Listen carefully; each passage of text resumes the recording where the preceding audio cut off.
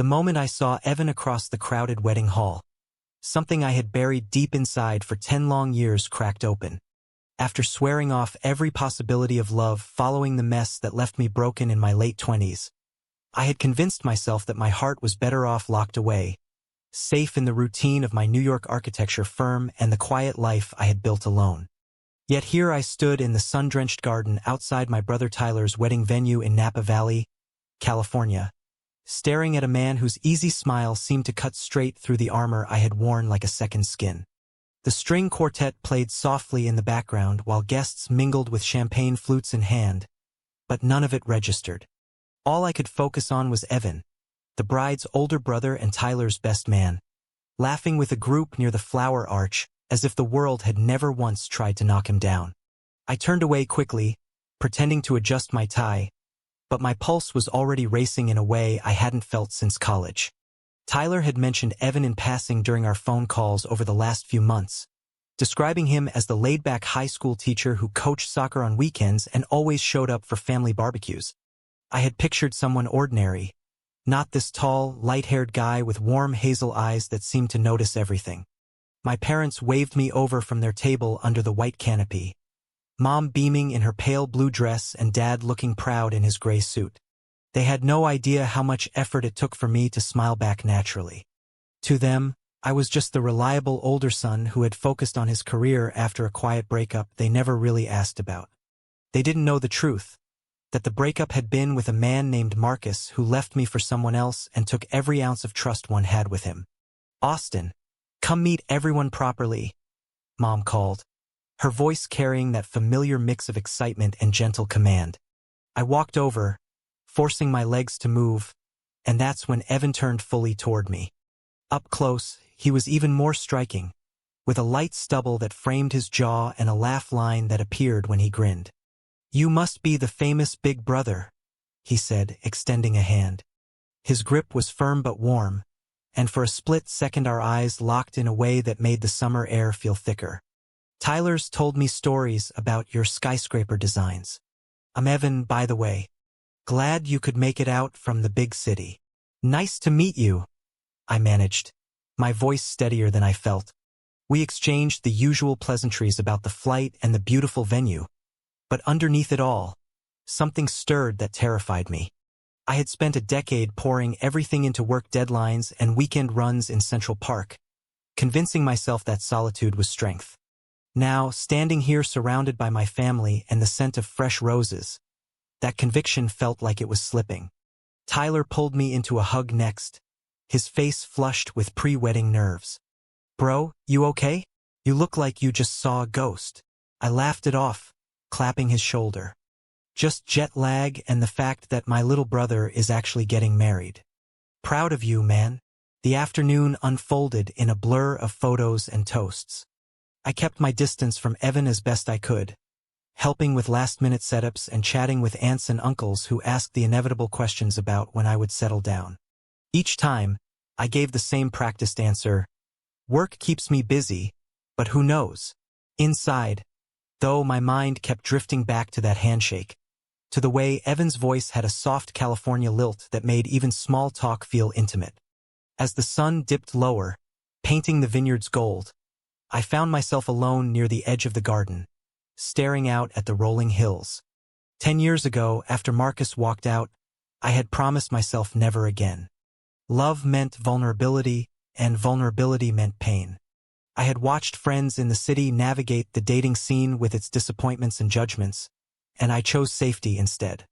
But now, with the wedding just hours away, that safety felt like a cage.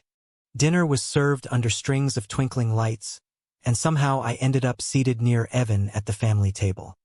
He talked easily about his students and the soccer team he coached, his eyes lighting up when he described a kid who had overcome a tough home life. I listened more than I spoke, drawn in despite myself. "What about you, Austin? Ever think about teaching or something outside the office?" he asked, leaning in slightly. His question caught me off guard. No one had asked me that in years. I shrugged, but inside I felt a pull. Architecture is my world. Stable. Predictable. Evan nodded, but his gaze lingered. Sometimes predictable is just another word for scared. The words hung there, light but loaded, and I felt heat rise in my cheeks. Before I could respond, the MC announced the first dance, and the moment passed. As the night deepened, I excused myself for air, walking along a gravel path lined with lanterns. My mind raced with memories I had long suppressed. Late nights with Marcus, the fights, the final goodbye that left me questioning everything about who I was. I had come out to myself in college but never fully to my family, always afraid their traditional views would shatter the bond we shared. Tyler knew bits and pieces, but even he never pushed. Tonight, though, Evan's presence felt like a mirror I couldn't avoid. I leaned against a wooden fence, the music from the reception faint in the distance, and for the first time in forever, I wondered if maybe, just maybe, I had been wrong to give up so completely. By the time the reception hit full swing, the dance floor was alive with laughter and swirling couples, but I stayed on the sidelines nursing a glass of sparkling water. Evan was out there, spinning my new sister-in-law's cousin with effortless charm. His tie loosened just enough to look relaxed rather than reckless. Every time he glanced my way, that same crack in my defenses widened a little more. I told myself it was nothing, just the emotion of the day, the open bar, the California breeze carrying hints of lavender from the hills. But deep down, I knew better. This was the first time since Marcus that someone had made me feel seen without even trying. Tyler found me during a slow song, pulling me aside near the bar. "Hey, you and Evan seemed to hit it off earlier. He's a great guy, right? Single too, if you're wondering." My brother's words landed like a stone in still water. Single. The implication hung unspoken between us. Tyler had always been the accepting one, the little brother who covered for me during high school when I snuck out to meet guys I never introduced. But hearing it now at his own wedding made my stomach twist.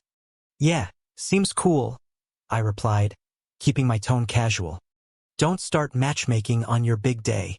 He laughed, but his eyes held that knowing look.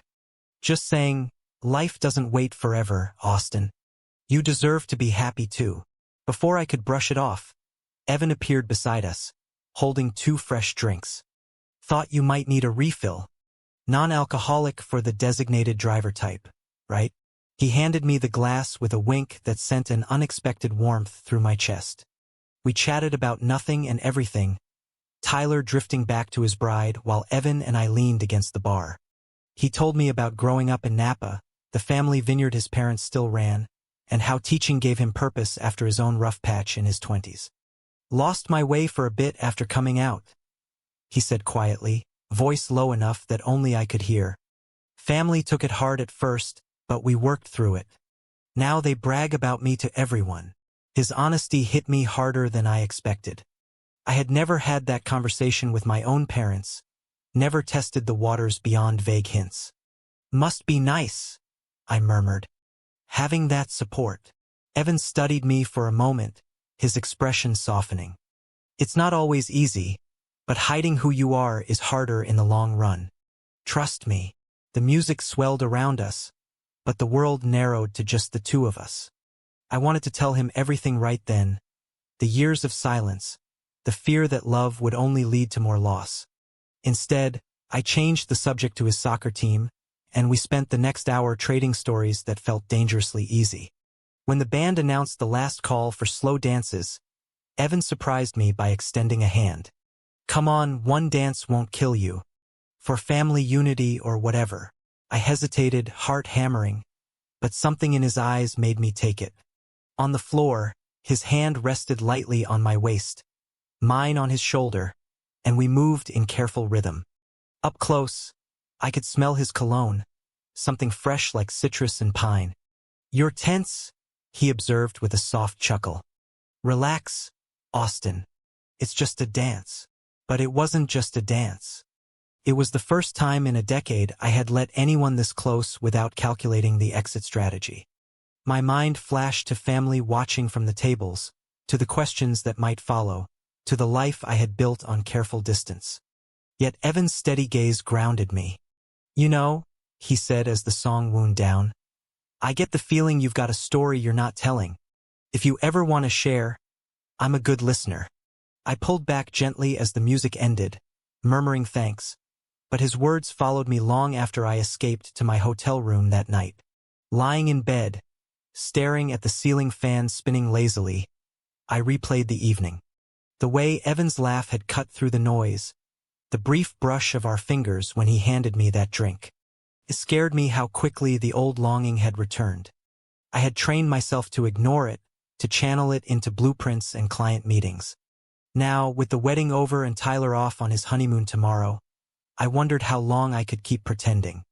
Sleep came in fits, filled with dreams of gardens and hazel eyes, and when morning arrived, I knew avoiding Evan would be impossible. My flight back to New York wasn't for 2 days and family brunch was already planned. The next morning at my parents' house, the table was crowded with leftovers and laughter. Evan showed up unannounced, carrying a tray of fresh pastries from the local bakery.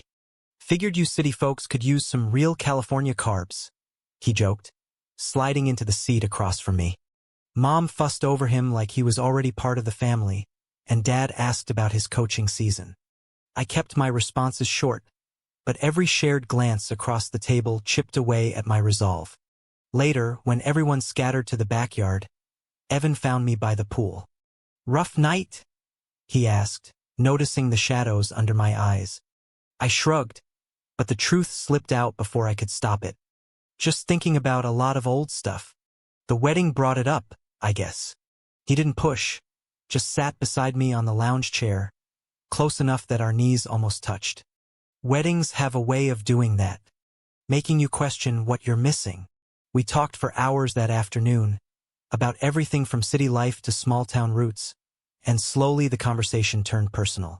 I told him bits about my career, the promotion that kept me chained to my desk, the way success felt hollow sometimes.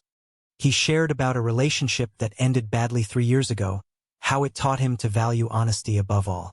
The connection deepened with every word, and for the first time, I didn't feel the need to run. But as the sun set and my parents called us in for dinner, reality crept back. This was temporary. I lived 3,000 miles away. And more than that, admitting what I felt meant opening doors I had nailed shut for good reason. Still, when Evan suggested a walk after dessert, I said yes without thinking twice. The gravel crunched under our shoes as we wandered the vineyard path behind my parents' house. The evening air cool and scented with earth and ripening grapes. Evan walked with his hands in his pockets, glancing sideways at me every few steps. "You know, Austin, you don't have to carry everything alone," he said after a comfortable silence. "I've seen that look before, the one where someone's built walls so high they forget what's on the other side." His words landed softly, without judgment, and I felt my chest tighten. We stopped at a wooden bench overlooking the valley, the lights of Napa twinkling in the distance like scattered stars. I sat, elbows on my knees, and for the first time in years, the story spilled out in fragments. I told him about Marcus, the way we met in grad school, the 2 years we spent building something real only for him to leave when things got serious. He said he wasn't ready for the world to know, then turned around and married a woman 6 months later. I admitted, voice rough. After that, I just stopped. Focused on work, told myself love wasn't worth the risk. Family sees me as the steady one, the guy who has it all together. Coming out fully, risking that image, it felt impossible. Evan listened without interrupting, his presence steady like an anchor. When I finished, he reached over and squeezed my shoulder briefly. "That sounds heavy.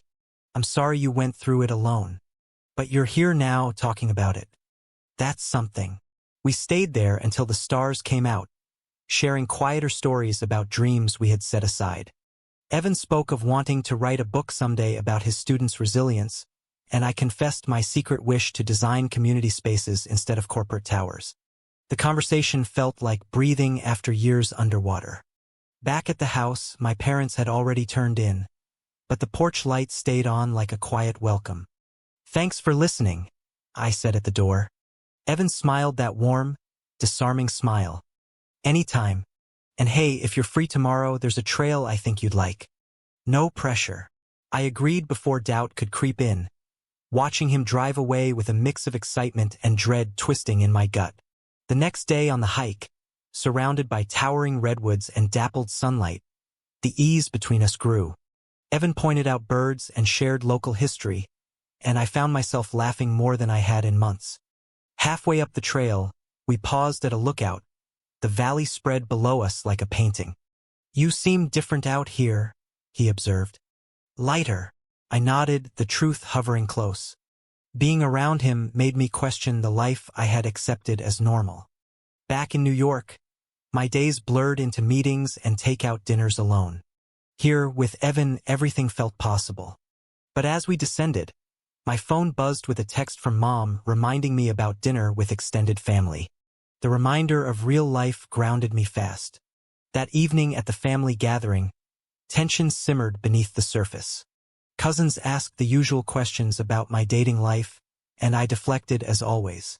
Evan sat nearby, his quiet support a lifeline, but when one aunt joked about setting me up with a nice girl from church, I caught his subtle wince. Later, in the kitchen helping with dishes, he pulled me aside. "You don't have to pretend for them, you know?" His voice was gentle, but it stirred the old fear. "It's not that simple," I replied, drying a plate with more force than needed. "They've got their picture of who I am. Changing it now could mess everything up." Evan didn't argue, but the understanding in his eyes made my heart ache. We said goodnight with a hug that lingered a second too long, and I drove back to my hotel replaying every word. The following morning, my flight loomed like a deadline. Packing felt heavier than usual. Each shirt folded a reminder that this interlude was ending. Evan texted asking if he could drive me to the airport, and against my better judgment, I said yes. The ride was quiet at first, the radio playing soft indie tracks. "This doesn't have to be goodbye," he said as we neared the terminal. "New York isn't that far. Or I could visit." The offer hung there, tempting and terrifying. At the curb, he helped with my bag, then pulled me into a hug. "Take care of yourself, Austin.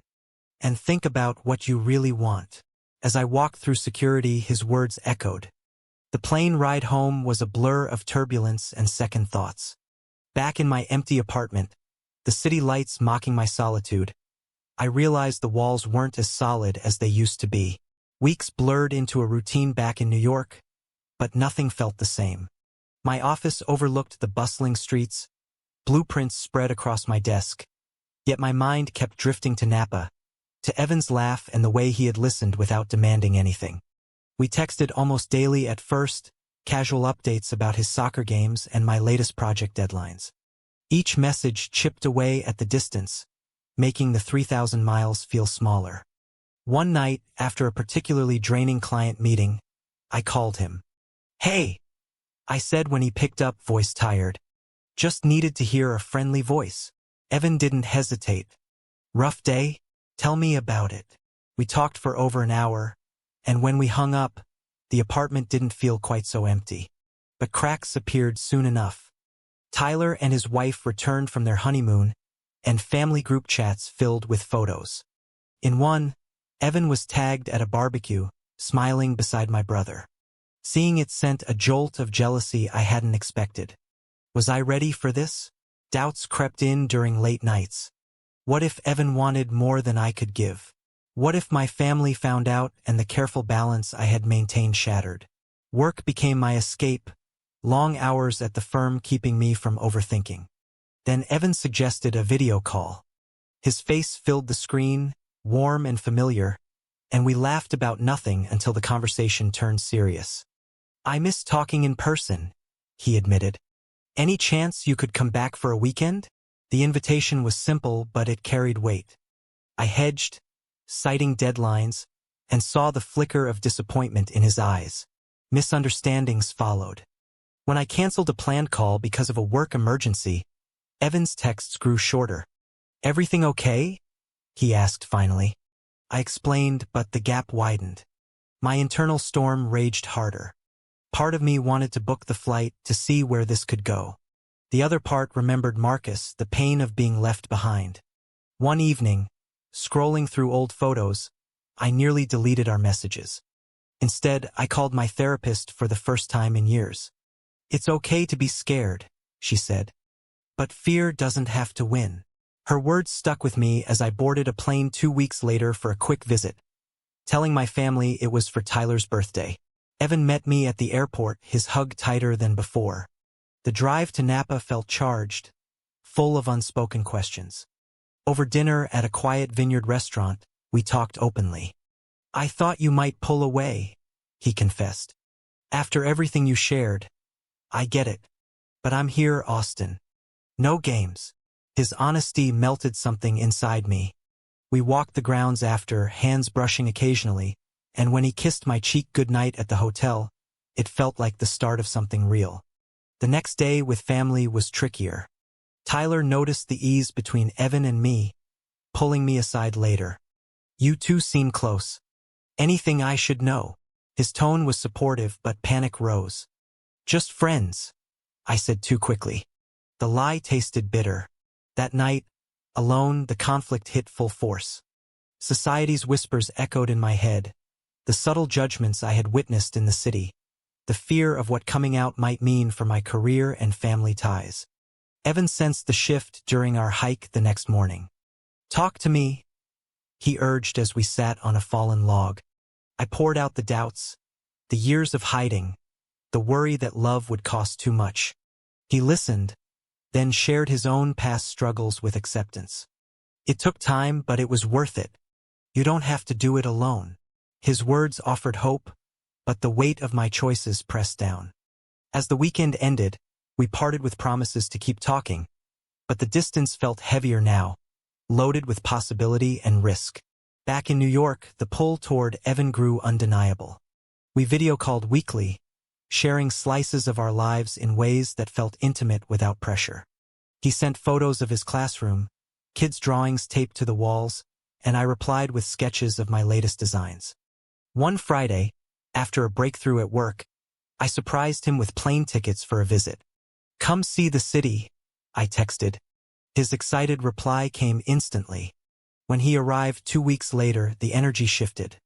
We explored Central Park, grabbed street food in Times Square, and talked late into the night in my apartment. On the balcony overlooking the skyline, Evan turned to me. "This feels right, Austin. Whatever pace you need, I'm in." But reality tested us soon.